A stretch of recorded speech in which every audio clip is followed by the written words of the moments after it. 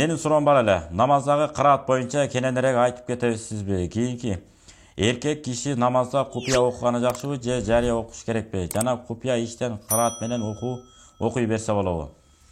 Бул боюнча бир нече жолу айтканбыз.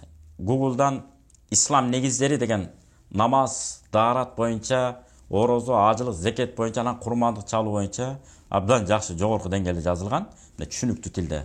Ошол жактардан зерикпей көчүрүп алып, бул дайыма намаз менен алектенгендигиңизден ошолорду окуп алсаңыз болот, жеңил, оңой болот. Ошентсе да жооп бере кетели. Купуя деген ичиңизден окуйсуз, өзүңүз угушуңуз керек. Өзүңүздүн кыраатыңыз өзүңүз укпасаңыз, бул да намаз жарабай калат. Өзүңүз мисалы альхамдулиллахи роббил алемин купуя окушуңуз керек да. Купуя деген жашыруун. Ичиңизден окуп атасызбы? Ичиңизде кыраат кылып окуп аткан аяттарыңыздын тамгаларын өзүңүзгө эмне кылыш угуш керек, бирок жаныңыздагыларга угулбаш керек. Ал эми кыраат деген канчалык көлөмдүү болуш керек? 3 аят болуш керек же 3 аяттын көлөмүнчө 1 аят окулса намаз жарайт. Ал эми важиптик боюнча Фатиха сүрөсүн окуу важип, кошумча сүрө окуу бул дагы важип болот. Пешим асырларда купуя окуйсуз, багымда шам куфтандарда кааласаңыз жарыя окуйсуз, кааласаңыз купуя окуйсуз, жалгыз болсоңуз. Ал эми жамаат менен боло турган болсоңуздар, анда имам киши эмне кылат?